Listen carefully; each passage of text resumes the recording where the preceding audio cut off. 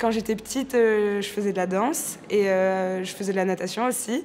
Et j'ai voulu aller au conservatoire de Toulouse en danse, mais ils m'ont pas acceptée. Donc j'étais triste, donc j'ai plus voulu faire de danse. Donc je fais de la natation synchronisée depuis 8 ans. J'ai commencé à 8 ans.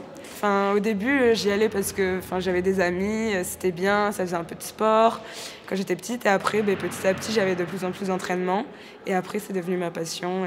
Et voilà, et maintenant, je m'entraîne en sport-études. Ma mère, elle m'a dit, fais comme tu veux, tu peux aller en sport-études, mais vu que j'ai des facilités en cours, ça va.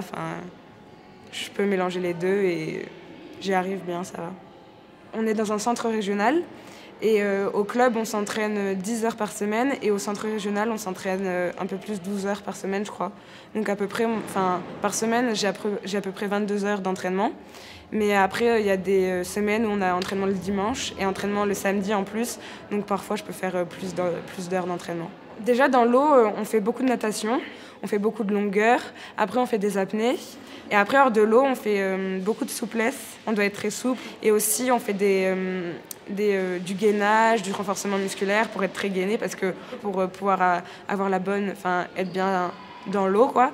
C'est sur un laps de temps de 3 minutes, par exemple. Mais c'est un effort très physique. Vraiment, c'est très, très éprouvant. Chaque mouvement de jambe a un équivalent mouvement de bras.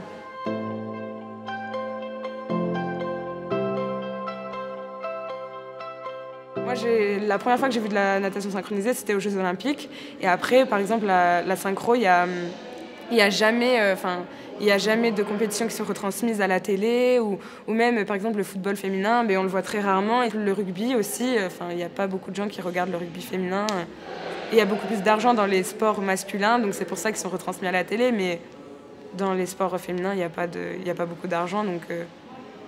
je sais pas trop, il faudrait peut-être qu'il y ait plus de sponsors dans les sports féminins, mais après, si ça peut pas leur faire gagner de l'argent et que c'est pas retransmis, ils vont pas vouloir y aller, donc je sais pas trop ce qu'on peut faire.